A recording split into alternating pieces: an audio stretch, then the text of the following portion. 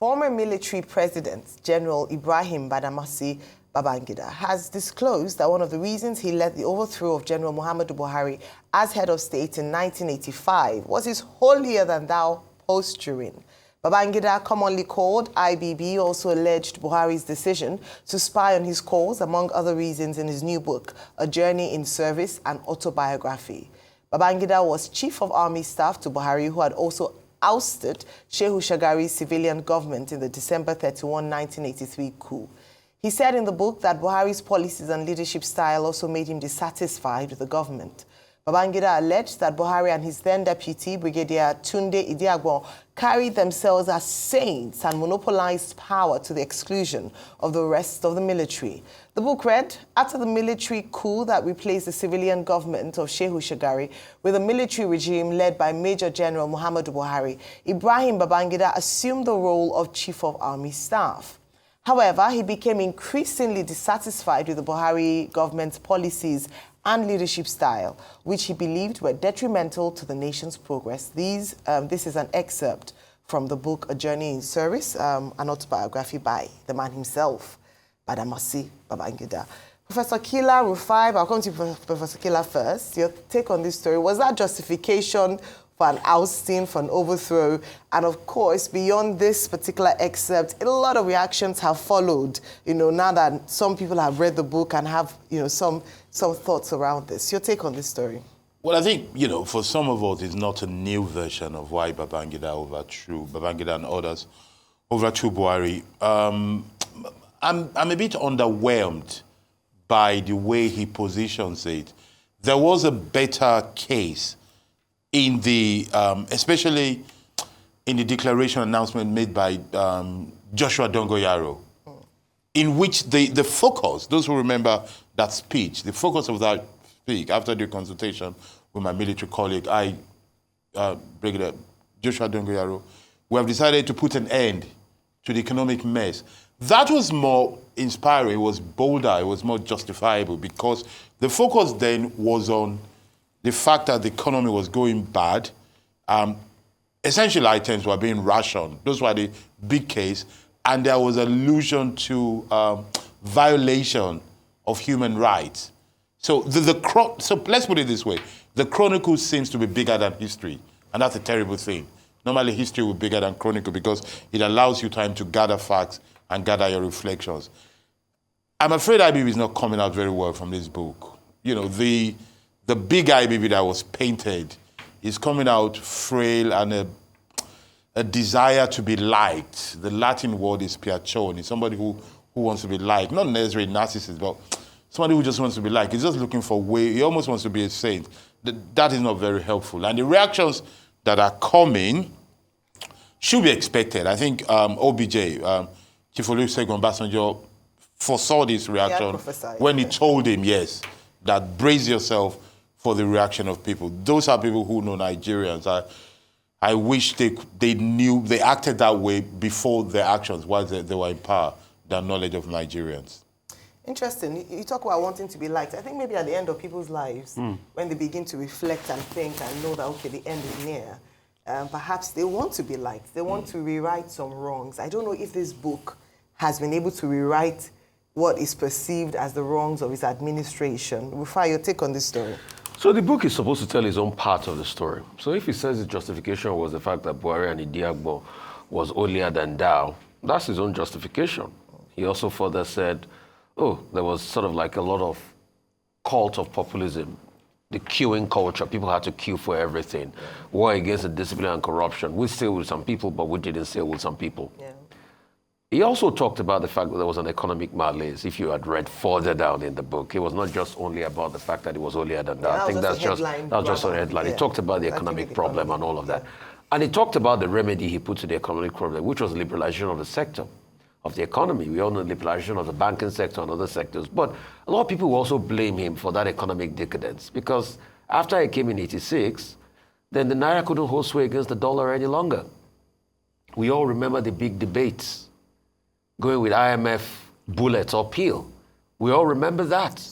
And we all remember the side he took. Yeah. Yes, some people will argue because of that we can have the banks today and all of that. But some people will argue that once we started the foreign exchange market in 86, the Naira never looked back. The argument then was going to balance out at about $3 to $1, but it went up to 11. Then during the Abacha days, it was up to the 60s, thereabout. Then it never balanced out again.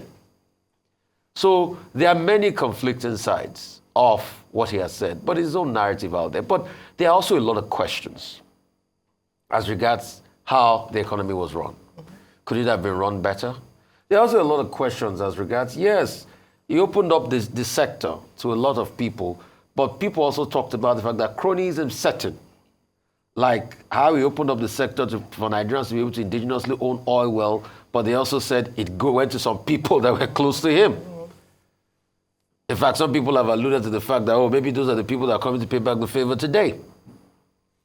Then when you now look at it downwards, as the narrative starts to cascade out as regards, what now happened afterwards.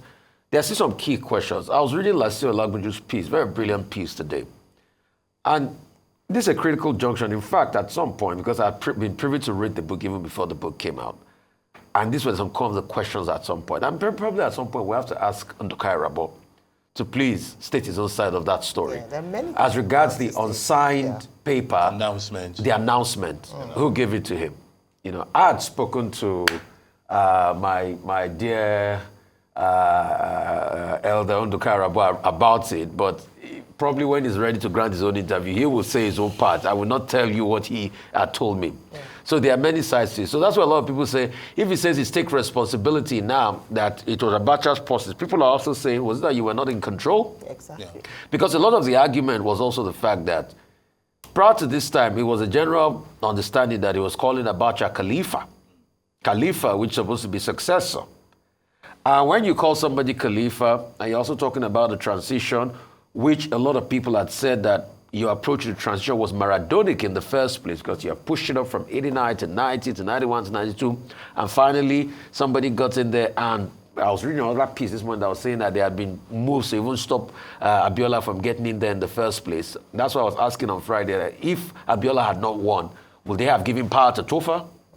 So there are many calculations here and there, but the thing is, IBB told his own part of the story. There are still many other generals that have not been able to tell their own part of the story. That's why I'm calling on Yakubu Gowon to tell his own side of the story.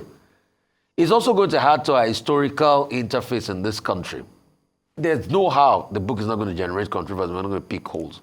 But this is his own understanding of the things that play out. And you cannot help a man, despite your own opinions, you cannot help a man understand how he feels about things playing out. So please, he has a right. So for everybody that condemns you didn't say this, you didn't say that. No, that's IBB's rights. In our understanding and context, we still have to ask a lot of questions. Like I asked on Friday, I won't call. What about people like Ambassador Musba that lost his sight? Yeah. People that were killed. People that were maimed. Delegiwa.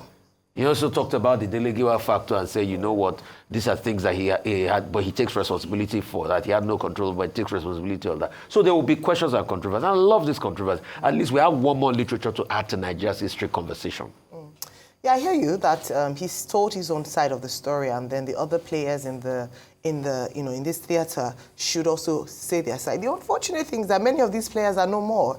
A lot of people he's talked about, primarily one of such is General Sani Abacha, is no more. He's gone, and so his children are now left with having to defend, of course, the memory. That's what I'm saying. And what would a child say about their father? My father is the best thing since sliced bread. Which child would come out and say that, yes, I agree with you, my dad was really all that. In fact, it seems like different people are rewriting history to suit their own narrative. Yes, and I think that's what the challenge is. I do agree with you that there are people, at least those who are still alive, should do the honors of telling us their side of the story, whether to counter or to agree with. But I do think that, one of the criticisms from this book, aside from his reasons, is the fact that, and this Professor Killer, you said that he's come out trying to absolve himself from a lot of the blame. while still taking responsibility, but saying that, there were circumstances beyond his control. This is how many years later. He had a lot of time in the interim to have done this, but unfortunately, I'm coming out with these, what some people have considered half of the story. And even, the book probably leaves us with more questions than answers to some of the questions that Nigerians have had for so many years. He did explain in the book that beyond the fact that, it wasn't just that he was, they ousted him because he was, President Buhari was closed up, wasn't inclusive. Yes, and that there's some people that there were some decisions he made that they didn't agree with. He spoke very deliberately or very intentionally about the state of the economy. And he said that the style of leadership of President Buhari was reason why the economy was the way it was. And he wasn't happy about the fact that whilst he was focusing on indiscipline and asking people to queue for basic things, the provision of those basic things was lacking as a result of bad leadership. Now, let me just say, I wish he said this before the elections when we brought back Buhari, so that we would have known whether or not. Some of us posted because a lot of people had some of said... us posted that speech about the Buhari thing, reminding people not to vote for Buhari. But a number of people said that. Time. Because if you look at the second time, I don't know if he managed the economy worse than the first, but remember a lot of people voted him in as a result of his war against indiscipline. They kept bringing that back and saying that he was anti-corruption, he was going to fight corruption. Maybe we should have balanced it out with this reminder about the fact that this was how the economy was, and this is the kind of leader he is. But a lot of people also alluded to the fact that Idiagbon did most of the work, not even Buhari. But that's again. Thank you for bringing that up, because again, the reason why people also said was that he has a very effective vice, and so since he has demonstrated that he allows his vice to actually work, all the things it's a very interesting conversation, and that's why I'm glad that you talk about it being a part of our historical annals, and people can look back and actually read and make their own decisions from it. Sometimes, and this is why history is important, the reason why we make the same mistakes today as a people is because we forget historical antecedents. The same way he governed, that's Buhari now, is the same way he governed. I don't think there was a lot of difference at that time. This history thing you talk about is important. Since Rufai is asking others to come and write their book. When others come and write their book, let us ask them a favor. It is important, an editorial note. When you write your autobiography, you have the right to your narrative, as Rufai has pointed out. But you also have a duty to express your feeling and your view. Yeah. So, for example, a good editorial note, for those who helped put that book together, if we want to be honest, will have been for IBB to have said, okay, they did this thing without me. How did I feel? Was I pained? Was I happy? Did I suffer that night when I saw that democracy at stake? Yeah. Or did I just take it on the chin and move on? Those are the points that we must learn about writing biographies for the autobiographers and for the editors that help put down biographies together. Those are crucial things. Which was what he tried to demonstrate in this book, to be fair to him. He tried to get, when we talk about his perspective, he also talked about what he felt, how he did. I mean, the detail of it or how in-depth he went, you can argue that. But in terms of how he felt, I don't think it's enough to assuage Nigerians' feelings as to what occurred and the outcome of the annulling of the election and some of the decisions, some of the decisions that he's taken. But I think today we're going to have further conversation. It's still definitely a big topic.